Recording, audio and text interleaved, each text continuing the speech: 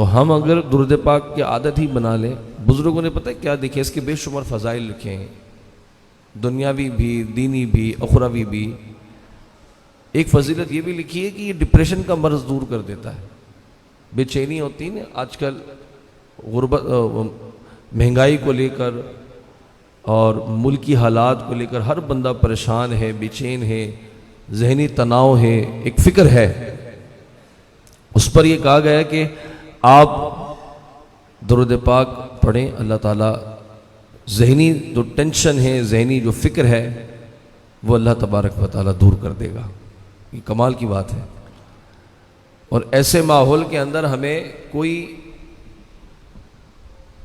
سمجھیے کہ وظیفہ یا کوئی ایسا کام یا کوئی ایسی سکون والی بات ڈھونڈنی ہے کہ جس سے ہماری موجودہ حالات بہتر ہو سکے، تو وہ درود پاک ہے۔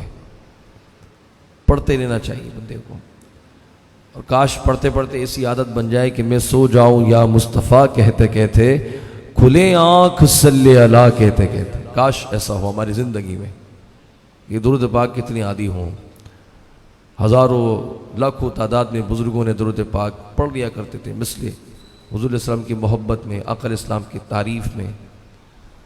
اللہ تعالیٰ ہمیں درود پاک پڑھتے رہنے کی توفیق عطا فرمائے۔ ماہ رمضان ہمارے درمیان آیا، بڑی برکتیں لٹائیں اس نے الحمدللہ، اور اس تیزی کے ساتھ یہ گزرتا گیا کہ پہلا عشرہ مکمل، دوسرا عشرہ مکمل، تیسرا عشرہ چل رہا ہے، اور جمعۃ الوداع بھی کہہ سکتے ہیں، ممکنہ جمعۃ الوداع باقی اللہ کی قدرت کے تحت ہے کہ اگلا جمعہ رمضان کا ہم پائیں یا نہ پائیں، تو کم از کم اس جمعے کو ہم جمعۃ الوداع کی نیت سے ادا کر لیں، اور اگر اگلا جمعہ نہ ملا تو سمجھے پھر یہ رمضان کا جمعہ آخری ہے، اور جو ساری برکات تھی وہ آخری ہیں۔ غروب آفتاب کے بعد جمعہ روانہ، ساری برکتیں روانی، اگلا سال زندہ رہے، مقدر میں ہوئی زندگی تو پائیں گے، وگرنہ تو یہ پھر آخری جمعہ ہے۔ مسلمانوں کی اس وقت موجودہ حالات عالمی نوعیت پہ دیکھی جائے، اس وقت اتنی کمزور ترین دھانے پر ہے کہ اگر اللہ کا وعدہ نہ ہوتا نا کہ میں نے اسلام کو، دین کو، نبی کے کلمے کو بلند کرنا، وَرَفَعْنَا لَكَ ذِكْرَكَ، پیارے آپ کے ذکر کو ہم نے آپ کے لیے بلند کر دیا ہے۔ قرآن میں اگر یہ نہ ہوتا اور محبوب کریم کی رحمت نہ ہوتی، جو حالات آج ہمارے ساتھ ہیں، گزر رہے ہیں، جو موجودہ حالات ہیں، تو شاید ہم کب کے مٹ چکے ہوتے۔ اور جس طرح کی تاریخ کے لوگوں کی داستانیں بن گئی ہیں، ایسی ہم داستان بن جاتے، کیونکہ اس وقت پوری دنیا کے اندر اگر واحد کوئی ایک مذہب ہے جو عالمی سازش کا شکار ہے، وہ مسلمان ہے، وہ اسلام ہے۔ اور پوری دنیا کے اندر اگر کوئی کسی کو کہتے ہیں نا کہ مہرہ بنا لیتا ہے ایک سوچ، ایک نظریے پر، وہ اسلام بن چکا ہے۔ نہیں تو ہماری عروج کی تاریخ وہ بھی تھی کہ لوگ مسلمانوں کے نام پر سکون اور امن آنے کی خوشخبری دیا کرتے تھے۔ اچھا مسلمان آ رہے ہیں پھر تو امن ہو جائے گا، پھر تو سکون ہو جائے۔ اچھا مسلمان آ رہے ہیں پھر تو برکت ہوگی، پھر تو خیر خواہی ہوگی۔ ایسی داستانیں بھی تاریخ میں ہیں، اور آج ہماری تاریخ نے ہمیں وہ پہلو دکھایا ہے کہ اگر پتہ لگ جائے یہ مسلمان ہے تو کہتے ہیں اس کو سائڈ میں کھڑا کر دو، ادھر لے آؤ، اس کو ادھر اندر کمرے میں لے آؤ، تم لوگ جاؤ بھائی، کون سے ملک سے ہو تم لوگ چلے جاؤ، تو ادھر آ جا بھائی، تو مسلمان ہے۔ کیوں بھائی؟ کیونکہ ان کے نزدیک آج مسلمان لٹیرا ہے، چور ہے، ڈکیت ہے، دہشت گرد ہے، آج یہ دھوکہ دیتا ہے۔ ایسی آج ہماری حالت ہے، اور نتیجہ کیا نکلتا ہے کہ دنیا جا رہی ہے، ہم کھڑے لائن میں، بیگ چیک ہو رہے ہیں، کپڑے چیک ہو رہے ہیں، زیادہ سے زیادہ کپڑے اتار دو، چیکنگ کرواؤ، پھر جاؤ۔ یہ ہے ہماری آج موجودہ عزت، یہ آج موجودہ ہماری عزت ہے۔ کل وہ زمانہ بھی تھا کہ مسلمان تھے، اور جب مسلمانوں کا نام آتا تھا لوگ اپنے آپ کو ایک سانچے میں ڈھال لیا کرتے تھے۔ آج ہماری عالمی نوعیت پہ یہ کمزوری ہو چکی ہے کہ ہم اپنے ہی بچوں کی ہمارے سامنے جانیں لے لی جاتی ہیں تو ہم انصاف کے لیے عالمی دروازہ نہیں کھٹکھٹا سکتے. ہم عالمی دنیا کے پاس جا کے اپنا مدعا اپنا مقصد نہیں رکھ سکتے کہ ہم بھی انسان ہیں, ہمارے بچے بھی انسان ہیں, ظلم و ستم ہم بھی سہ رہے ہیں تو ہم پر کیا جانے والا ظلم بھی ظلم ہے. یہ نہیں کہ مسلمانوں پر کیا جانے والا ظلم نہیں ہوتا, بلکہ ہم بھی انسان ہیں, ہم پر کیا جانے والا بھی ظلم ہے. ہمارے پاس اتنی طاقت بھی نہیں ہے کہ ہم عالمی آواز بن کے یہ کہہ سکیں. اور جو آواز بننے کے ذرائع ہمارے اپنے ذرائع ہیں جو ہماری آواز بن سکتے ہیں, ان میں اتنی سکت نہیں ہے کہ وہ ان کے خلاف کھڑے ہو کے کہہ سکیں کہ یہ ظلم ہو رہا ہے. آپ احتجاج کریں گے, آپ کے احتجاج کو دبا دیا جائے گا. آپ احتجاج پہ آئیں گے تو کہیں گے یہ ریسزم پھیلا رہے ہیں, یہ دہشت گردی کر رہے ہیں. اگر آپ سوشل پلیٹ فارم یوز کریں گے تو آپ کی پوسٹ کو ڈیلیٹ کر دیا جائے گا, آپ کی ویڈیو کو مٹا دیا جائے گا, آپ کا اکاؤنٹ بلاک کر دیا جائے گا. ایسا ہی نہیں. باقی ہمارے ملک میں ہمارے ہی بچوں کے ہاتھوں انٹرنیٹ کی دنیا میں وہ فحاشی عام ہو رہی ہے کہ ہم پریشان ہیں کہ یہ کیا ہو رہا ہے. کوئی سینسر بورڈ نہیں ہے, کوئی دیکھنے والا نہیں ہے کہ یہ آج کل کس طرح کے ایڈز آ رہے ہیں, کون سی ویڈیوز لگ رہی ہیں.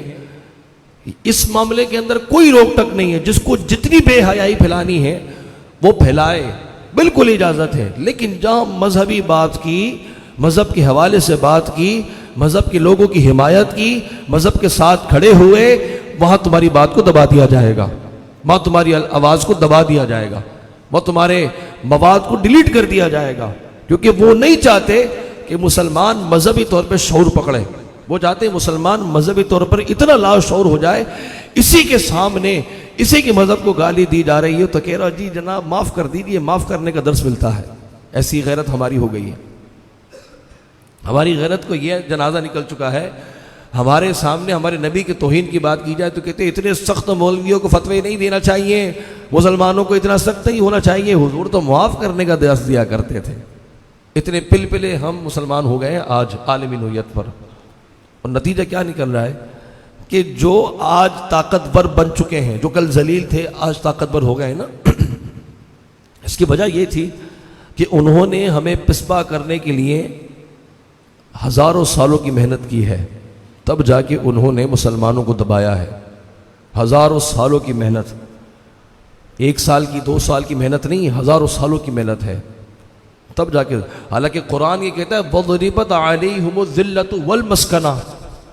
آج یہ یہودی ہیں, یہ آج پوری دنیا پہ ہولڈ کیے ہوئے ہیں, پوری دنیا کے اثاثے ان کے پاس ہیں, میڈیا ان کے پاس. آپ کی دنیا کا 73% حصہ نفع کا ان کے پاس جاتا ہے, یہ مٹھی بھر لوگوں کے پاس, اتنے سے. اور پوری دنیا کا 73% نفع ان کے ہاتھ میں ہے. آپ کا میڈیا, پرنٹ میڈیا ہو, الیکٹرانک میڈیا ہو, یہ ان کے پاس ہے. آپ کے بچے ڈزنی ورلڈ کے کارٹون دیکھتے ہیں, یہ ان کے مالک ہیں, اس کے مالک ہیں یہ.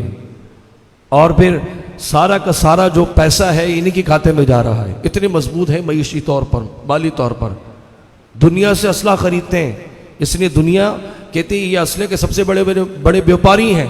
ساری دنیا ان کے گیت گاتی ہے, یہ دنیا کو سپلائی کرتے ہیں. اب جب اتنی کھپت انہوں نے خرید لی اسلحے کی, کہاں چلائیں گے, کہاں استعمال کریں گے؟ کوئی تو سوچ, کوئی تو ٹارگٹ ہوگا نا کہ ہم نے یہ کرنا ہے. تو بس اس ٹارگٹ کو پورا کرنے کے لیے 1000 سال کی محنت لگی. جب محنت کی انہوں نے تو آج مسلمانوں کو ٹیسٹنگ پوائنٹ پہ کھڑا کر دیا ہے. جو دنیا میں ہتھیار بنتا ہے کہتا ہے لیاؤ فلسطین, آ جاؤ شام میں, ٹیسٹ کرنے کے لیے بہت ہے ہمارے پاس, مارتے جاؤ, کوئی کچھ نہیں بولے گا, مارتے جاؤ. اور وہی ہو رہا ہے. جدید مشینریاں ہیں, مسلمانوں پہ چلائی جا رہی ہیں, بولنے والا کوئی نہیں ہے. ظاہر ہے اسلحے بنانے کی فیکٹری ان کے پاس ہے, لیکن پھر دہشت گرد مسلمان, دنیا کو خطرہ مسلمان سے. کمپنیاں ان کی, بنانا ان کا, چلاتے یہ ہیں, خریدتے یہ ہیں, بیچتے یہ ہیں, دہشت گرد مسلمان. سوچ رہے ہیں آپ کس پلاننگ کے ساتھ ہمیں انہوں نے بدنام کیا, اور کس پلاننگ کے ساتھ انہوں نے اس دنیا پہ ہمیں ذلیل کیا, اور وہ ضلالت ہم نے قبول بھی کی ہے. اور یہ کیسے صاف ہو چکے ہیں. آج پوری دنیا میں اپنا ایک فیس پوائنٹ لے کے آ گیا، بھائی یہاں امن ہوتا ہے، یہاں جان نہیں لی جاتی، یہاں سکون ہوتا ہے، یہاں یہ ہوتا ہے، وہاں وہ ہوتا ہے، بس جھوٹی باتیں دکھانے کے لیے، تصویر کا دوسرا رخ۔ اور اس کے نتیجے پہ کیا مل رہا ہے؟ ان کے ملک میں نہ صحیح، ہمارے ہی ملک میں ہمارے قبضہ کر کے ہمارے لوگوں کو ماریا جا رہا ہے، جبکہ قرآن یہ کہتا ہے کہ یہ لوگ ذلیل ہو چکے ہیں۔ یہودیوں کے بارے میں اللہ نے فرمایا وَضُرِبَتْ عَلَيْهِمُ الذِّلَّةُ وَالْمَسْكَنَةُ، یہ جو یہودی ہیں ان پر اللہ نے دائمی ذلت ڈال دی ہے، لیکن پھر یہ عزت کی طرف کیوں ہیں؟ آج یہ معزز کیوں بنے ہوئے ہیں؟ جبکہ قرآن یہ کہہ رہا ہے کہ یہ ذلیل ترین قوم ہے۔ ہماری نظر میں معزز ہے لیکن خدا کی نظر میں معزز نہیں ہے، اخلاق اور کردار کی نظر میں معزز نہیں ہے۔ آج بھلے ان کے ظلم کی داستان کوئی ظلم نہ سمجھتا ہو، لیکن حقیقت کے اندر سب جانتے ہیں کہ یہ ظلم ہے جو یہ آج کر رہے ہیں، جو آج مسلمانوں پر اسلام کو لے کر کیا جا رہا ہے، اس کو ظلم ہی کہتے ہیں۔ وجہ یہ ہے کہ بس کوئی ایکسیپٹ کرنے کو تیار نہیں، کوئی قبول کرنے کو تیار نہیں، اور نتیجہ یہ نکل رہا ہے کہ ہم اپنی ملک کے اندر غریب الوطنی کی حالت میں ہیں۔ نتیجہ یہ نکل رہا ہے کہ ہم اپنی ملک کے اندر بے سر و سامانی کے عالم میں ہیں۔ ہم اپنے قانون کو لے کر بھی لا قانونیت ہمارے پاس، ہماری عدالتیں ہیں، قانون نہیں، انصاف نہیں۔ ہمارے پاس ادارے ہیں، اداروں کے اندر کہنے والا کوئی، حمایت کرنے والا کوئی نہیں۔ آپ سوچیں ہمارے زوال کی داستان، اور قرآن میں اللہ نے خود فرمایا کہ میں اس قوم کی حالت نہیں بدلتا جب تک کہ وہ اپنی حالت نہ بدل دے۔ جمعۃ الوداع ہے، رمضان بھی جانے والا ہے۔ ماہ رمضان خوشیاں لے کے آتا ہے پوری دنیا کے مسلمانوں کے لیے عالمی طور پر، بلکہ رمضان کی خوشیاں تو یورپ میں بھی بہت سارے کنٹریز میں مسلمانوں کی دیکھا دیکھ فیسٹیولز لگا دیتے ہیں، مارکیٹس میں، مارٹس کے اندر کم پیسوں پہ چیز بیچنا شروع کر دیتے، چلو جی مسلمانوں کا ایک تہوار ہے، ایک مذہبی ذمہ داری ہے، یہ سارا سلسلہ ان کو چل رہا ہوتا ہے۔ دوسری طرف اچھا ایک طرف پھر ہم تیاری کر رہے ہوتے ہیں، پورا پلان کر لیتے ہیں پورے رمضان کو، سحری میں کیا، افطار میں کیا، کب کیا، کس طرح کیسے کھائیں گے، ساری سلسلے چل رہے ہوتے ہیں۔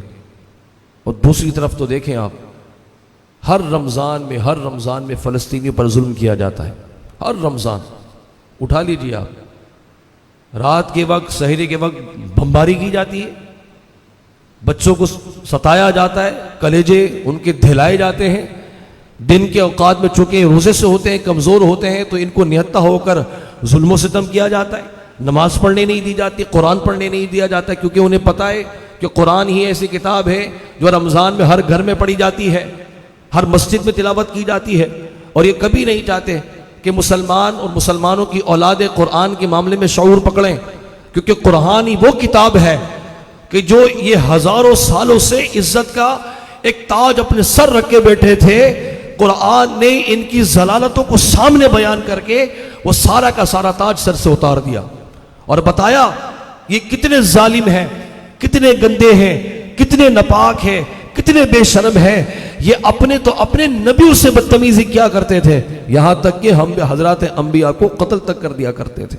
قرآن نے بتایا، قرآن یہ کہتا ہے وَآتِينَا عِيسَى ابْنَ مَرْيَمَ الْبَيِّنَاتِ وَأَيَّدْنَاهُ بِرُوحِ الْقُدُسِ، حضرت عیسیٰ ان کے درمیان مبارک روشنی لے کر آئے، جھٹلا دیا، کام نہیں مانتے ان کو، سری جھٹلایا حضرت عیسیٰ علیہ السلام کو، نبی علیہ السلام کو جھٹلایا۔ قرآن کہتا ہے یعرفونہ کما یعرفون ابناءہم، پیارے یہ لوگ تو آپ کو ایسے جانتے تھے جیسے اپنے سگے بیٹوں کو جانتے ہیں، ایسے حضور کو جانا کرتے تھے، حضور کی پیدائش سے بھی ہزاروں سال پہلے حضور کے قصے نعتیں پڑھا کرتے تھے، لیکن نبی پاک علیہ السلام کے آتے ہی انکاری کیوں ہو گئے؟ اس کی وجہ میں آپ کو آگے بتاتا ہوں۔ قرآن یہ کہتا ہے وہ فریقاً تقتلون، ایک تو ان کا کام یہ تھا نبیوں کو جھٹلانا، ان کو ذلیل کرنا، ان کو حضرات انبیاء علیہ السلام کے ساتھ بدتمیزی کرنا، اور سب سے بڑا جرم یہ تھا کہ حضرات انبیاء کو شہید کر دیا کرتے تھے، وَيَقْتُلُونَ الْأَنْبِيَاءَ بِغَيْرِ الْحَقِّ، حضرات انبیاء کو شہید کیا کرتے تھے۔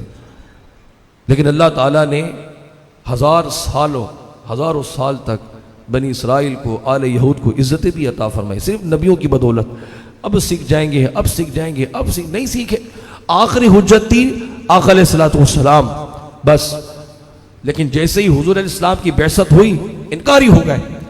وہ انکاری کی وجہ کیا تھی؟ انکاری ہونے کی وجہ یہ تھی کہ وہ یہ سمجھ رہے تھے کہ شان والے نبی، اعلیٰ نبی، سب سے اعلیٰ نبی، سب سے بابرکت نبی آقا علیہ السلام جن کے قصے ہم نے انجیل و توریت میں پڑھے، جن سے پہلے سارے نبیوں نے جن کی نعت گوئی کی، تعریف بیان کی، جن کی بعثت کا عہد اللہ نے عالم ارواحی میں لے لیا تھا، اتنے شان والے نبی، شاید ان کا ظہور بھی بنی اسرائیل سے ہوگا، لیکن اللہ کی قدرت، اللہ اکبر، اس نے بنی اسرائیل سے نہیں بلکہ آقا علیہ السلام کو حضرت ابراہیم کی بیٹے حضرت اسماعیل کی اولاد سے پیدا کیا، جبکہ بنی اسرائیل حضرت ابراہیم کے بیٹے حضرت اسحاق علیہ السلام سے تھی۔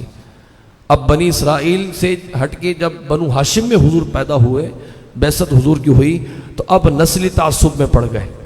اور نسلی تعصب کیا تھا؟ یہ تو خدا نے ہمارے ساتھ دھوکہ کیا، غلط کیا، اتنے سارے نبی ہم میں بھیجے، لیکن جو شان والا نبی آنا تھا وہ بنو ہاشم میں، ابراہیم کی اولاد میں، اسماعیل کی اولاد میں۔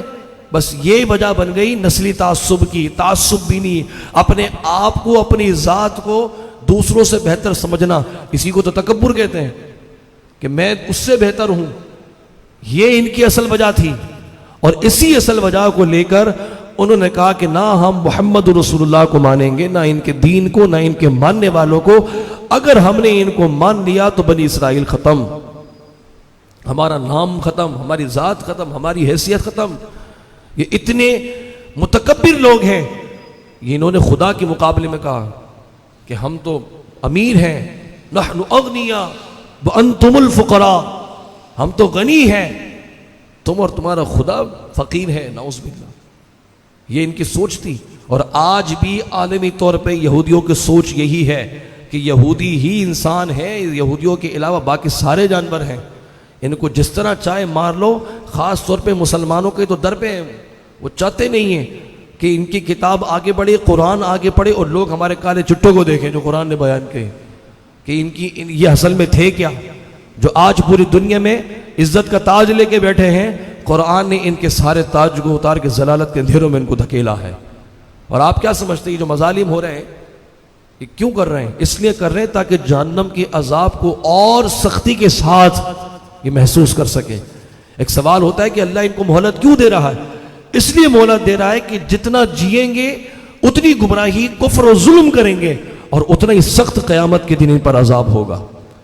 قرآن کہتا ہے عذاب مبین، عذاب علیم، تو عذاب علیم، عذاب مبین چکیں گے اسی لیے کہ جتنا یہ ظلم کرتے جائیں گے، ظلم کی داستان لکھیں گے، قیامت کے دن اللہ اتنے ہی انجام کر لے گا ان سے آج بھی لے گا۔ 1937 1937 عالمی یہودی کانفرنس ہوئی، اور اس کے اندر 3 نکات پر ان کا اتحاد ہوا تھا، عالمی یہودی برادری کا۔ اسرائیل مارز وجود میں نہیں آیا تھا، لیکن اسرائیل کے معاملے میں یہ لوگ اپنے معاملہ چلا رہے تھے۔ اور 3 نکات کیا آتے؟ پہلے تو یہ کہ پوری دنیا پہ کنٹرول ہم کریں گے۔ اب سوال یہ پیدا ہوا کیسے؟ کہتے ہیں معیشت کو لے کر، اور معیشت کیا؟ جتنی انڈسٹریاں ہیں بڑی انہی کی ہیں، ٹھیک۔ دوسرا یہ کہ مذہبی طور پہ دنیا کے اندر اسرائیل کے علاوہ دوسرا کوئی ملک بننے نہیں دیں گے، مذہب کے نام پر، مذہب کے نام پر کوئی بننے نہیں دیں گے۔ اور تیسرا یہ کہ جہاں کہیں بھی ہماری مخالفت کی جائے گی اس کا ہم بائیکاٹ کریں گے، ان کا، ان کے ملک کا، ان کی قوم کا۔ یہ 3 باتیں تھیں۔ آپ یہ دیکھ لیں پوری معیشت ان کے پاس ہے، کامیاب ہو گئے۔ 1937 سے لے کر اب تک لگا کے چند عرصے گزرے ہیں، یہ ٹھیک ہے، یہ کامیاب ہو گئے، ان کے پاس دولت دنیا کی آ گئی، امیر ہیں، بہت امیر ہیں، بڑے امیر ہیں۔ 1920 میں پہلا ورلڈ بینک بنایا تھا، بینک آف انگلینڈ یہودیوں کا ہی تھا، کیونکہ ان کے نزدیک یہودی سے یہودی سود لینا حرام ہوتا ہے، لیکن یہودی کسی دوسرے کو دے اس سے لینا سود حلال ہے۔ تو انہوں نے دنیا کے سرمایہ داروں کی سوچ بدل دی، ہم سے پیسہ لے لو، ہمیں پیسہ دے دو، ہم ڈبل کر کے دے دیں گے، یا تم ہم سے پیسہ لے لو، انڈسٹریاں بنا لو، موٹر انڈسٹری بناؤ۔ موٹر انڈسٹری اس وقت میں بہت کامیاب ہوئی تھی، 1930 کی دہائی، 40 کی دہائی، 60 کی دہائی، یہ موٹر انڈسٹری بڑی مطلب چل رہی تھی۔ لوگ گھوڑا گاڑی سے اتر، گدھوں سے اتر کے گاڑیوں پہ آ رہے تھے۔ انہوں نے کہا ہم سے پیسہ لو، ہم تمہیں دکھاتے ہیں پیسہ۔ دنیا نے پیسہ لیا، بھائی پیسہ بھی دے رہے ہیں، تھوڑا ڈبل ہوگا، لیکن یہ ہے کہ مل تو جائے گا، کچھ نفع ملے گا، پروفٹ ملے گا۔ حالانکہ عیسائی بینک کے خلاف تھے، احتجاج ہوئے، جو تھے مذہبی عیسائی، لیکن نئی بات مانی گئی، سرمایہ دار تھے، پیسے کا نشہ تھا، لگا دیا دنیا نے پیسہ، دیکھتے ہی دیکھتے 1 سال کے اندر بینک ایک بنا تھا 1920 کی شروع کی دہائی کے اندر، دیکھتے ہی تو پورے سال میں 500 بینک کھل گئے. اتنی جلدی بینکوں نے ترقی کی. بنانے والے کون؟ یہ. کیونکہ ان کے نزدیک سود دوسرے سے نہیں حلال ہے، دوسرے سے لینا. سود عیسائی سے عیسائی اور یہودی سے یہودی حرام ہوتا ہے. دوسروں نے دوسروں سے سود لینا شروع کر دیا. پھر انہوں نے انڈسٹریاں لگائیں، موٹر انڈسٹری لگائی، الیکٹرانک انڈسٹریاں لگائیں، سرمایہ لگایا. بڑے بڑے جو سائنٹسٹ آ رہے تھے، گاڑی بنا رہے، کچھ بنا رہے، وہ اکثر یہودی ہوا کرتے تھے مذہبی طور پہ. یہ پیسہ دیتے تھے، لگاؤ بھائی پیسہ، ہم دے رہے ہیں آپ کو. معیشت کو کنٹرول کرنا انہوں نے ابتدا شروع کر دی. اور پھر ایسا وقت بھی آیا کہ آج دیکھیں کچھ ہی سال گزرے ہیں، دنیا کا 73% نفع ان کے پاس جا رہا ہے. کیونکہ انہیں پتا تھا دور بدل رہا ہے، آگے وقت بدل رہا ہے. 20 سال بعد کیا ہونا ہے انہوں نے پہلے سے پلاننگ کر لی تھی. 20 سال بعد کیا کرنا ہے، ہمیں 20 منٹ کا نہیں پتا کیا کریں گے، کل کا نہیں پتا کہ بچوں کو اسکول بھیجنا ہے یا نہیں بھیجنا. وہ 20 سال کی پلاننگ کر کے بیٹھے ہوئے تھے. آپ کو پتا ہے 1973 کے اندر اسرائیل میں پہلی وزیر اعظم خاتون بنی تھی، 1973 کے اندر. اور اس نے 6 سال حکومت کی ہے، اور 6 سال کا دور اس کا فاقوں کا دور تھا. اسرائیل کا فاقے میں گزارے ان کے لوگوں نے، یہودیوں نے اسرائیل کے اندر.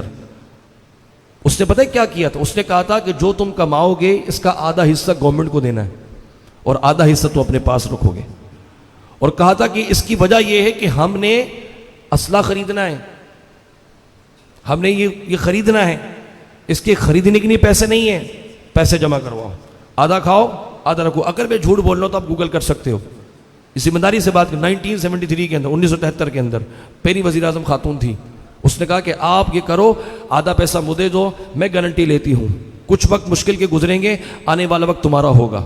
6 سال اسرائیل کے بچے بھوکے مر رہے تھے، لیکن آدھا کھاتے تھے، آدھا گورنمنٹ کو دیتے تھے. 6 سال کے بعد دنیا کی سب سے بڑی ڈیل اگر اسلحے کی ہوئی تھی اسرائیل میں ہوئی تھی. اس سے بڑی آج تک ڈیل نہیں ہوئی دنیا کی. اور آج آپ دیکھ لیں نتیجہ کیا ہے. انہوں نے اپنے آپ کو سٹیبلائز کرنے کے لیے اپنے بچوں کے ذہنوں میں یہ ڈالا کہ اگر حکومت کرنی ہے، کوئی بھی عزت لینی ہے، 2000 سالوں سے ذلت کا تاج تم نے پہنا ہوا تھا، اس کو دوبارہ عزت میں بدلنا ہے تو تمہیں ظلم کرنا پڑے گا. اور ظلم کے لیے انہوں نے اپنے بچوں کے مائنڈ کو سیٹ کیا. وہ ظلم کی داستان کو ظلم بنانے ہی نہیں دیتے، کہتے نہیں یہ دیکھو یہ کام تمہارے ذمہ داری ہے. اس لیے آج یہودی بچہ پیدا ہوتا ہے، یہودی ہی مرتا ہے، اور مرتے مرتے کہ جاتا ہے ہم مسلمانوں سے نفرت کرتے ہیں، ہم ان کو ماریں گے. وہ بچہ بھی کہتا ہے. اور ہمارے بچوں کو کیا سکھایا جا رہا ہے؟ پل پلے مسلمان تو بن گئے لیکن مسلمان رہنے نہیں دیا جا رہا ہے. ہمارے بچے کالج میں، یونیورسٹی کے اندر ہولی دیوالی منانے میں اپنے آپ میں فخر کرتے ہیں کہ بھئی ہولی منائی ہے ہم نیو مائنڈڈ کے لوگ ہیں، ہم نے جو ہے اپنے کالج کے اندر کرسمس کی تقریب رکھی ہے، ہم نیو مائنڈڈ کے لوگ ہیں. اگر مذہبی حوالے سے کوئی احتجاج ہوتا ہے تو کہتے ہیں مولویوں نے دین کو بدنام کر دیا ہے، رسول اللہ تو معافی کا درس دیا کرتے تھے. ایسے ہم نے اپنے بچوں کو کر دیا ہے لاچار، مجبور، نظریاتی طور پر، عقیدے کے طور پر. آج یہودی بچہ یہودی ہی ہوتا ہے، یہودی ہی مرتا ہے. آج مسلمان بچہ پیدا مسلمان ہو جائے لیکن ذمہ داری اس کی اسلامی ہوتی ہی نہیں ہے، نہ تعلیم، نہ تربیت، نہ اخلاق. اور پھر کہتے فلسطین پر ظلم ہو رہا ہے. ارے اس ظلم کی داستان بھی ہم نے لکھی ہے، ہم نے ان کو بجا دیا ہے، ہم نے ان کو اپنے پاس بٹھایا، اپنے ساتھ کھلایا. قرآن یہ کہتا ہے یہودی اور یہ عیسائی تمہارے دوست نہیں ہو سکتے، ہم نے ان کو اپنا دوست بنایا، اپنے گھر میں لائے، بٹھایا، کھلایا، بتایا یہ تو بڑے کمزور نظریات کے لوگ ہیں. جب دشمن ہمارے گھر آیا اس نے دیکھا کہ میں دیکھوں تو ان کو تباہ کرنے کے لیے ان کے اندر ایسی کون سی کمزوری ہے جس کو میں دبا سکوں. اس نے کہا ان کی سب سے بڑی کمزوری دولت ہے، سب سے بڑی کمزوری شہرت ہے، سب سے بڑی کمزوری عورت بازی ہے. لگا دیا، ایسا لگایا. ہم تو کہہ رہے بھائی یہ تو ہمارے بہت بہت اچھے ہیں بھائی. مڈل ایسٹ اس وقت سب سے بڑی دولت رکھتا ہے. مڈل ایسٹ اسلامی ریاست میں آپ کا عرب خطہ جو ہے، آپ کا جو جتنے بھی ملک ہے پوری دنیا کے اندر 198 ملک ہے جو یونائٹڈ نیشن سے اسٹیٹ ہیں. باقی وہ ملک بھی ہیں جو یونائٹڈ نیشن میں نہیں ہیں. 204 203 کے لگ بھگ کچھ ایسے ملک ہیں. بعض ملکوں نے یونائٹڈ نیشن کی ممبرشپ نہیں لی ہوئی. باقی جو ان کی ممبرشپ میں ہے وہ 198 196 ملک ہیں. 57 ملک اسلامی ہیں. کتنے ملک؟ 57 ملک. اور یہ 57 ملک اگر ایک ہوتے کتنی بڑی طاقت ہوتی. اب کیا ہے؟ چھوٹے چھوٹے چھوٹے چھوٹے مسلمان تو ہیں، یہ شامی ہیں، یہ عربی ہے، یہ کویتی ہے، یہ دبئی کا ہے، یہ سعودی ہے. یہ ہماری باتیں ہیں. اگر ایک ہوتے کہ یہ مسلمان ہے اور محمد رسول اللہ کا غلام ہے، یہ دن آج دیکھنے کو ملتا؟ یہ دن دیکھیں ہی اپنے ہی ہاتھوں کی بدولت. سچ ہے کہ برے کام کا انجام برا ہے. دل کے پھپولے جل اٹھے سینے کے داغ سے، اس گھر کو آگ لگ گئی گھر کے چراغ سے. اور ہمارے گھر کے چراغ جو دولت کے انبار میں ڈوبے ہوئے ہیں، جن کے پاس تلواریں ظلم و ستم کو مٹانے کی نہیں ہوتی تھیں، وہ آج تلواروں کو لے کے ناچ رہے ہوتے ہیں جی. اور نتیجہ کیا نکلا کہ جو تلواریں ناچنے کے قابل لے گئی تو فلسطین کی بیٹی کی عزت نہیں بچا پائی. جو تلواریں ناچنے کے قابل لے گئی تو شام کے مسلمانوں کی جانیں نہیں بچا پائی. وہ آج بھی تلواریں لے کے ناچ رہے ہیں. دنیا میں سب سے بڑے اسلحہ کا بیپاری آج کون ہے؟ آپ کے سامنے ہے. جب ان کا کوئی صدر بنتا ہے تو ہم لوگ بلاتے ہیں اور سونے کا ہار پہنا دیتے ہیں، جی یہ لیجئے، سونے کا مالا ان کو پہناتے ہیں. یہ ہزاروں فلسطینیوں کا قتل کر دیا. انہی کی بنائی ہوئی نیشن کے اندر مسلمانوں کے خلاف حمایت بات نہیں کی جاتی ہے. شامی مسلمانوں کو تڑپایا جاتا ہے، شام کو تباہ کر دیا. لگتا ہی نہیں ہے کہ یہ انسانوں کی جگہ ہے. ایسا لگتا ہے جیسے کسی جنات کی وادی میں آ گئے. جگہ جگہ بمباری کے اثرات، محل ٹوٹے ہوئے، گھر ٹوٹے ہوئے ہیں. اور یہ پھر بلاتے ہیں آج یہ خادمین حرمین شریفین، اور یہ پھر سونے کا ہار پہنا رہے ہوتے ہیں. دیکھ رہے ہیں آپ ہماری تاریخ کیسا ہے. جو قاتل ہے اسی کو ہم نے عزت دی. آقا علیہ السلام نے کیا فرمایا؟ اپنے اعمال کی فکر کرو، نہیں تو تمہارے قاتل تمہارے بادشاہ ہوں گے، تمہارے ظالم تم پر حکومت کریں گے. وہ وقت بھی دیکھو گے نہ بچوں پہ رحم کیا جائے گا، نہ بوڑھوں پر، نہ عورتوں پر. اور آج ہم نے اپنی ہاتھوں یہ حال کر دیا. سقوط بغداد ہوا تھا جب ہلاکو خان نے بغداد کا اینٹ سے اینٹ بجا دی تھی، علم کی کتابوں کو جلا دیا تھا، فرات میں بہا دیا تھا. اتنی سیاہی پھیلی تھی کہ پانی جو تھا دریا کا وہ کالا پڑ گیا تھا. ہلاکو خان نے مسلمانوں کا خلیفہ معتصم باللہ اس کو قید کروا دیا تھا. کہا قید میں ڈال دو اس کو. معتصم کو سامنے بٹھایا ہلاکو نے اور کہا کہ بھوک لگی ہے؟ اس نے کہا ہاں بھوک لگی ہے. اس نے کہا لاؤ تشت میں جواہرات بھر کے، تشت میں جواہرات لا کے، اسی کے خزانے کے، ہلاکو یہ معتصم باللہ کے خزانے سے ہی جواہرات لے کے آؤ. لایا جواہرات، اس کے سامنے رکھے، کھا اس کو. ہلاکو نے کہا اس کو کھا. معتصم کو کہا جو مسلمانوں کا خلیفہ تھا، جو آج مسلمانوں کے آگے پسپا، کافروں کے آگے پسپا ہوا تھا، کہا اس کو کھا. اس نے کہا یہ کیسے کھا سکتا ہوں؟ ہلاکو نے کہا جو تو کھا نہیں سکتا تو جمع کیوں کیا رکھا؟ کیوں تو نے جمع کیا؟ تمہارے پاس دولت آئی تم نے جمع کیا، ہمارے پاس دولت آئی تھی ہم نے لوگوں کو خریدا، اسلحے کو خریدا. اور پھر کیا ہوا کہ مسلمان جو عالمی طاقت تھے وہ اپنا بغداد کا سرمایہ نہیں بچا سکے، اور ایک کافر آیا اور نیست و نابود کر کے چلا گیا. اور آج یہی ہے، اتنی دولت ہے، OIC کے پاس آتی ہے، بیٹھتی ہے، تقریریں کرتی ہے. مسلمان جو 73 سالوں سے ظلم و ستم سہ رہے ہیں فلسطین کے مسئلہ، کیا یہ انسان نہیں ہے؟ کیا ان کے اوپر ظلم نہیں ہوتا؟ باتیں میں تاریخی کروں گا تو بہت حقائق ہیں. فلسطین اسرائیل بھی بیچنے والے یہی تھے، کیونکہ جب سلطنت عثمانیہ ختم ہوئی تو اس کے بعد پھر حجاز پر ان کا قبضہ ہو چکا تھا. جو آج یہ بنے بیٹھے ہیں خادمین حرمین شریفین، ان کی تاریخ تو پڑھیں آپ. انہوں نے مکہ المکرمہ کی کسی عورت کو، کسی بچی کو کواری نہیں چھوڑا تھا. جب عثمانی سلطنت ختم ہوئی تھی اپنا داغ بٹھانے کے لیے، ہم عرب ہیں، نحن عرب، ہم عرب ہیں، یہ ہم پر کیوں حکومت کرنے آئے ہیں؟ اس لیے مسلمانوں کے درمیان سازشیں کرتے تھے. جب پتہ لگا ہمارے دشمنوں کو کہ ان میں سب سے کمزور ترین حصہ عرب کے رہنے والوں کا ہے، یہ آج بھی دولت اور شہرت کے نشے میں وہیں جا کے قبضہ کیا. لارنس کہاں آیا تھا؟ لارنس اور عربیہ برطانوی جاسوس وہیں آ کے رہا تھا، عربوں کے بیچ میں رہا، انہی کے بیچ میں رہا. 4 سال کے اندر اس نے وہ فتنہ برپا کیا کہ وہ سمجھنے لگے یہ تو ہمارا، اس نے ایسے کر کے ریت کو سونگا. نے کہا پتہ ہے کیا یہ خزانہ ہے؟ اچھا ہمیں تو نہیں پتا تھا، ہم تو گدھوں پہ سفر کرتے ہیں. نے کہا نہیں خزانہ ہے. اچھا کیسے خزانہ ہے؟ بھائی یہ خزانہ ہے، یہ ہوگا یہ ہوگا. ہم سمجھے لو جی ہمارا محسن آ گیا ہے، ہمارا محسن آیا ہے. اس نے کہا کہ ٹھیک ہے ہمیں زمین دو، ہم یہاں کھدائی کریں گے، یہ نکالیں گے، کرایہ تمہیں دیتے رہیں گے. زمین لی کرایہ پہ، پیسے دے دی. انہوں نے کہا لو اتنی دولت ہمارے پاس آنے لگی. پھر اس نے سمجھایا جب دولت آ رہی ہے تو تم گدھوں پہ سفر کرو گے، اترو گدھوں سے. یہاں سے اترو, اس پہ سفر کرو گاڑی کے اوپر, ہم تمہاری نہیں گاڑی لے کے. ہم نے کہا او ہو ہمارا محسن ہے بھائی, یہ تو زمین بھی کرائے پہ لی, پیسہ بھی دے رہا, گاڑی بھی دے رہا ہے. پھر کہنے لگا تم ان جھوپڑیوں میں رہو گے, ہاں بلڈنگیں بناؤ. اپنا ورلڈ ٹریڈ سینٹر گرا دیا, ہمیں کہا برج خلیفہ بنا دو. سوچ رہے آپ, کہا یہ گرا دو, وہ بنا دیا, اور پوری دنیا کو وہاں بھیج دیا. آپ دبئی چلے جائیں, لگتا ہے ایسے کسی اسلامی ملک میں نہیں, آپ یورپ کے کسی بے حیا ملک میں گھوم رہے ہیں. ارے دبئی چھوڑیے, آج تو ریاض نہیں بچا آپ کا.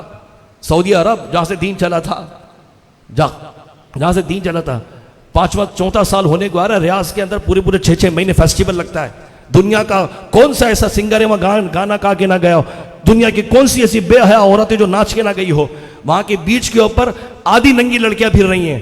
وہ ملک, وہ سرزمین جہاں سے اعلی حضرت نے لکھا کہ حسن یوسف پہ کٹی مصری میں انگشت زنا, سر کٹاتے ہیں تیرے نام پہ مردان عرب. آج مردان عرب عورتوں سے زیادہ ذلیل ہو چکے ہیں, دولت کے نشے میں, شہرت کے نشے میں, اور ان کو یہ تک نظر نہیں آ رہا ان بے حیاؤں کو کہ ہو کیا رہا ہے. تمہارے قریب کے اندر فلسطین ہے, تم یہ بھی نہیں کہہ سکتے کہ ظلم ہے, نہ کرو. جو تھے وہ چلے گئے, پھانسی دلوا دی, ان کو ٹیررزم کے زور پہ دلوا دیا. اب اگر میں باتیں کروں گا تو کہیں گے سیاسی باتیں کر رہا ہوں, ویسے بھی کیمرے شیمرے لگے ہوئے, ذرا سی دیر میں ڈیٹیکٹ سیکشن کر دیتے, ختم کر دیتے ہیں. لیکن بتانے کا مقصد یہ ہے کہ دیکھ لیجئے, جو تھے ظلم کے خلاف آواز اٹھانے والے, انہوں نے کہا بھائی یہ ظالم ہے, مار دو اس کو, پھانسی دو.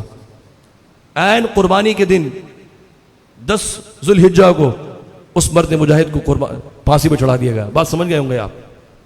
کھڑے ہوئے عرب کی زمین پر جو کھڑا ہوا کہ نہیں ہم اپنا بینک بنائیں گے, اپنی بینک لے کے, سوئس بینک میں کیا کرنا ہے, ہمیں اپنا بینک بنائیں گے, اسی کے بھتیجے سے زہر کا انجیکشن لگوا کے اس کو مروا دیا. جو کھڑا ہوا ناموس رسالت کے لیے 73 اور 74 کے آئین کے اندر, بھلے وہ جیسا تھا, لبرل تھا, کچھ بھی تھا, آج اس کی اولاد ناک کٹوا رہی ہے قسم خدا کی. اور جس کے نام پہ یہ حکومت کر رہے ہیں وہ کتنا بڑا کام کر گیا, وہ دلیر آدمی تھا, بھلے کچھ بھی تھا, کچھ بھی کیا. آپ سیاسی طور پہ کچھ بھی کہہ سکتے ہیں, میں مذہبی بات کر رہا ہوں. قانون بنا کے گیا رسول اللہ کی ختم نبوت کا. ان کو پتہ لگا بھائی یہ تو ہمیں آنکھیں دکھا کے جا رہا ہے, جی ملک غدار کروایا, پھانسی لگوا دی. جو کرنے والے تھے ان کے ساتھ یہ انجام ہوا ہے. لیبیا کے اندر کیا کیا, اس کے اوپر پوری فلم بنا دی. یہ تو بھائی الگ ہی قصہ تھا. جس نے دکھائی تھی آنکھیں امریکہ کو, دکھائی تھی آنکھیں برطانیہ کو, فلسطین ہماری جان ہے. خلیفہ عبدالحمید, سلطان عبدالحمید کے ساتھ کیا کیا, جس نے یہودیوں کو لگام ڈال کے رکھی, جب تک زندہ رہا کبھی اسرائیل بننے کا خواب پورا ہی نہیں ہونے دیا. ان کو پتہ لگا جب تک یہ زندہ ہے اسرائیل نہیں بن سکتا. اور آج آپ کو پتہ ہے دنیا کے کئی ملک ہیں جو اس کو ریاست مانتے ہی نہیں ہیں, اسرائیل کو قبول ہی نہیں کرتے, کہتے یہ مقبوضہ ریاست ہے, ہم کیوں مانیں گے. اور واقعتاً فلسطینیوں کے خون پر بنی ہوئی ایک جھوٹی ریاست ہے. جب یہ ہماری وجود میں آئی تھی, قائد اعظم محمد علی جناح رحمۃ اللہ تعالی بانی پاکستان نے کہا تھا پاکستان اسرائیل کو کبھی قبول نہیں کرے گا. یہ وہ خنجر ہے جو مسلمانوں کی سینے پر, کمر پر پیچھے سے گھوپا گیا ہے. اور آج ہم کہہ رہے ہیں نہیں جی اب تو دنیا بدل گئی ہے, نظام بدل گیا ہے, معاملات بدل گئے ہیں, تجارتی لین دین ہونا چاہیے.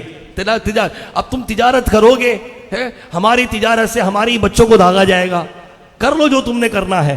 ظلم کب تک ظلم کریں گے؟ ہم سب دیکھ رہے ہیں تماشا ہو کے رہا ہے. آج فلسطین کے مسلمانوں کی حالتیں دیکھ لیں آپ, اور وجہیں بہت ساری ہیں ظلم و ستم کی. سب سے مین بڑی وجہ یہ ہے کہ ہم نے ان کو اپنے پاس بلایا. آؤ دیکھو, ہمارے دشمن کو دعوت دی, دشمن سیکھ کے گیا کہ ان کو کیسے پسپا کرنا ہے, اور آج اس نے محنت کی اور آج پسپا کر کے دکھایا. اور آج ہم کچھ جانتے ہی نہیں دشمن کے بارے میں, اور اپنے بچوں کو کہہ رہے بیٹا بول مجھے دشمن کے بچوں کو پڑھانا ہے. تمہارا دشمن پڑھ کے سیکھ کے نسلوں کو تباہ برباد کر گیا, اور تم آج کہہ رہے ہو دشمن کے بچوں کو پڑھانا. کیا پڑھاؤ گے, کیا پڑھاؤ گے؟ تمہاری تعلیم تمہارے پاس ہے ہی نہیں, لوٹ نکالے کا تو نظام تم پڑھا رہے ہو. کیا پڑھاؤ گے تم اپنے دشمن کے بچے کو؟ عدالتوں میں قانون ہے ہی نہیں, دیا ہوا ان کا قانون چل رہا ہے. تمہارے پاس تعلیم اپنی نہیں, شہرت اپنی نہیں, چیزیں اپنی نہیں. پڑھانا کیا ہے؟ دشمن کہے گا پڑھانے کیا ہے بھائی, جس جہاز میں تو آئے وہ بھی میرا ہے, اور جس ٹیکنالوجی کو تو استعمال کر رہا ہے وہ بھی میری ہے, جس کے ذریعے تو دنیا میں آیا وہ بھی میرا. تو پڑھانے ہمیں کیا آیا ہے؟ سوچ رہے ہیں اب آپ. ہم کہہ رہے ہیں کہ ہم نے دشمن کے بچوں کو پڑھانا ہے. وہ پڑھا کے چلے گئے, پڑھ کے چلے گئے, برباد کر گئے. اب صرف یہ دیکھیں کہ ہم نے کیا پڑھنا ہے اپنے لیے. آنے والے وقت کے لیے یہ ضروری ہے. تعلیم کیا ہے ہماری, نظریہ کیا ہے, سوچ کیا ہے, اب ہمیں اس بات کی ضرورت ہے. نہ کہ یہ کہ دشمن کے بچوں کو پڑھائیں, وہ پڑھ گئے اپنے حصے کی کہانی. ہماری جو کہانیاں تھیں اس پر ہمیں چلنے کی ضرورت ہے, اس کو ماننے کی ضرورت ہے, اس کو سمجھنے کی ضرورت ہے, اس کو دیکھنے کی ضرورت ہے. یہ ہمارا مقصد, اولین مقصد ہے. ماہ رمضان ہے, مذہبی ذمہ داریاں عروج پر ہوتی ہیں, مذہبی معاملات عروج پر ہوتے ہیں. کوشش کریں نیکیاں جاری رہیں, کوشش کریں تعلیم و تربیت رہے, علماء کی صحبت میں رہیں. اصل چیز ہے علماء کی صحبت, علماء کی صحبت اصل ہے. علماء کی صحبت میں رہیں. جو دنیا کہتی ہے مولوی یہ ہے, مولوی چھوڑ دو, ان کو بولنے دو, کچھ نہیں ہے. خطرہ مولوی سے نہیں ہے بھائی. دنیا ملک کو لوٹنے والا کوئی مولوی نہیں ہے, کرپشن کرنے والا کوئی مولوی نہیں ہے, ریسٹورنٹ میں لائنیں لگانے والا کوئی مولوی نہیں ہے, بازاروں میں خریداری کرنے والا کوئی مولوی نہیں ہے, سمندروں پہ بے حیائی کرنے والا کوئی مولوی نہیں ہے, 8 سال کی زینب کے ساتھ ریپ کرنے والا کوئی مولوی نہیں تھا, موٹر وے کے اندر بچوں کے آگے ان کی ماں کے ساتھ ریپ کرنے والا کوئی مولوی نہیں تھا. یہ سارے غیر مولوی ہیں. خطرہ آپ کے بچوں کو مولوی سے ہے, جس کے کھاتے میں آپ نے اپنے بچوں کو ڈالا ہوا ہے, خطرہ تو ان سے ہے. ابھی پرسوں کی بات ہے, میں نے پہلے بھی کہا, دوبارہ بیان کروں گا. خدا کی بستی اتنی دور جا کے ایک اسکول ہے, 14 سال کی بچی کے ساتھ اسکول ماسٹر نے اپنے دوستوں کے ساتھ مل کے ریپ کیا ہے. پھر کہتے ہو خطرہ مولوی سے ہے. آپ کی بچی اسکول میں, کالج میں, یونیورسٹی میں, آفس میں, دفتر میں, کمپنیوں میں محفوظ نہیں ہے. 2007 کے اندر جب ایک سیاسی خاتون کا انتقال ہوا تو آج بھی 2000 سے زیادہ خاتون جو کہ اغوا کی گئی, ان کی داستان نہیں ہے, کسی مولوی نے کی ہے. خطرہ مولوی سے ہے, بلا وجہ کی بات ہے, کیونکہ ان کو پتا ہے, ان سازشیں کرنے والوں کو, کہ اگر ان کے بچے مولویوں کے پاس آ گئے تو کوئی سلطان صلاح الدین بھی پیدا نہ ہو جائے. انہیں خطرہ ہے کہ ان کے بچے اگر مولویوں کے پاس آ جائے تو کوئی عمر بن خطاب جی سوچ لینے والا نہ آ جائے. اس لیے مولویوں کو بدنام کر کے رکھا ہے. علماء کی صحبت میں رہیں, بس ان کو عزت دیں, ان کو وقار دیں. انشاءاللہ آنے والا وقت ہمارا ہوگا. اللہ تعالیٰ سے دعا کرتے ہیں ہم سب کو مذہبی ذمہ داریوں کے ساتھ اپنے اخلاق و تعلیم پر عمل کی توفیق عطا فرمائے. وآخر دعوانا الحمدللہ رب العالمین.